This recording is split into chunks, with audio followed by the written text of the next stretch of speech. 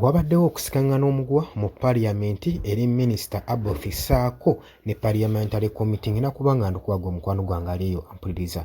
Kutegeeza nti nno oli ku Yugi Update TV kusinziira okubanga otuwuliriza webale nnyo kwekuumira ku mayingu gano aga Yugi Update TV.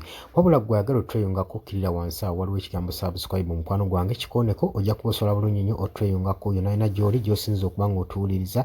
Abali e Qatar, Oman, Dubai, UK, US, abali e Kenya, abali Saudi Arabia, abali e Canada, abali South Africa, mwena mbanirizaako nnyo mwebale kwekuumira ku mayingo gano aga Yugi Update TV.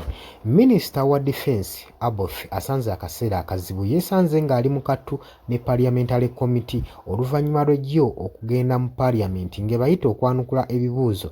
Ate bwe baatuuseeyo Parliament kyagyewunyisizza nnyo okubanga mukama waabwe General Muhoozi Kainerugaba, Chief of Defence Force, tagendeddeeko ne beebuuza kati nsonga ki ebaleese, era bagenze mu maaso Parliamentary Chairperson wa Parliament ng'agenda mu maaso n'okusoyasoya Abbott, Minister of Defence, ebibuuzo nga mugamba nti mukama wammwe temumuleesa ate gwe tubadde twagala, timunaasobola mutya okuddamu ebibuuzo bye tubadde tugenda omubuuza.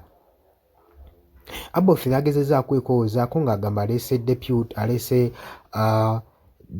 we ne bamugamba nti deputy we talina bibuuzo, talina kibuuzo na kimu kyasobola kwanukula ku bino ebibuuzo bye tubadde tugenda omubuuza. Ate era n'ezo amendment reforms z'oleese tewali we tugenda zitunulamu nga Chief of Defence Force taliiwo wano. Minister Abbott of Defence, ono Minister wa Defence, yeesanze ng'ali mu kattu ne mu kaseera akazibu ng'amubuuza General Muhoozi Kainerugaba nga talabikako. Yakanyizzaako kwewozaako nti newaba taliiwo ensonga zisobola okugenda mu maaso ne tuteeseganya meeting neggwa ne bamugamba tewali kye tusobola kumala nga taliiwo. Ku bubuuzo bye twagala omubuuza ku mmwe abazze tekuli n'omu asobola kuba ng'abyanukula, ekyo mukitegeere. Jjukira nti nno yo Parliament kabadde kakodyo kaayo okuyita General Muhoozi Kainerugaba ku nsonga z'okuyisa reforms ez'amendment bill ku bye baagala okukola okumaintaininga mu ministry eno mu lino ejjekkulu erya UPDF. Babadde balina bwe baagala okukyusaamu obuwaayiro okusobola okupurezentinga. Jjukira baagala okufuula SFC independent ebeere nga serving command ng'eservinga UPDF. Kati babadde baleese reforms nga minisita ababuuza nti twagala okumanya era mutubuulire minisita oba Chief of Defence Force nteekateeka ki z'ayina atunnyonnyole engeri gye tugenda okubanga ffe aba CFC tusasulwamu tuopaleetingamu. Ebibuuzo bingi bibadde babuuza naye ng'abaliwo tebasobola kubanga babyanukula. Kakati ne babagamba ne reforms ezo titugenda zitunulamu, kati twetaaga nga minisita nga Chief of Defence Force bw'ali. Kati Parliament kabadde kakodyo ka Parliament okukoowoola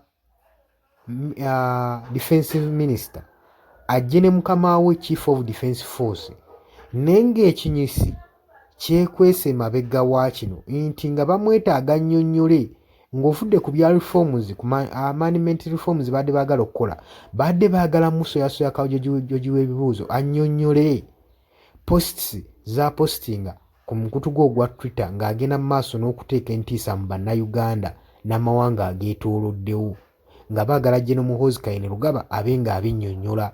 Eky'okutiisatiisa amawanga ag'ebunaayira Sudan, Kenya, Rwanda ajje abinnyonnyole okubanga bo bakooye entalo diplomatic conflicts, bakooye conflicts ezigenda mu maaso eri mu masekati ga Uganda saako n'amawanga ag'ebunaayira. Bagamba nti ono waakola ensobi mu posts za postinga, ffe abafundikira nga tunnyonnyola amawanga ago nga tuli mu kwewozaako, kyokka ate ye n'asigala nga postinga posts endala. So mu bumpimpi Parliamentary Committee yabadde yeetaaga General Muhoozi Kainerugaba, Chief of Defence Force, abeeko ensonga za nnyonnyola mu bwangu mbulaga ng'omukwano gwange, ekintu ekitaasobose era kyavuddewo nga kinyiizizza cabinet cabinet ya Minister of Sport saako n'amagye agabadde gamu companies gamuwerekedde saako ne deputy nga tebakwataganye nga bakitutte ng'ensonga y'obbayisaamu amaaso naye nga mu butuufu otunulira ku nsonga ebadde genda mu maaso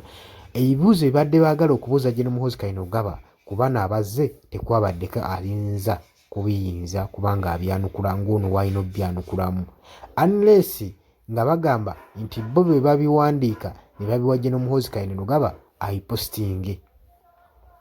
So ensonga wetyo yalinnya enkandaggo olunaku olw'eggulo mu paaliyamenti ngenda kubanga nkuleetera amawulire butya General Muhoozi Kainerugaba w'abazzeemu kubanga paaliyamenti yeefunikidde egamba tumwetaaga ku sport wano mumuleete abinnyonnyole abitebye kati General Muhoozi Kainerugaba ngenda kukuleetera by'abaanukudde ayanukudde paaliyamenti ne mu ddoboozi ekkambwe ennyo ate era ne mu ddoboozi eritiisa era erikanga.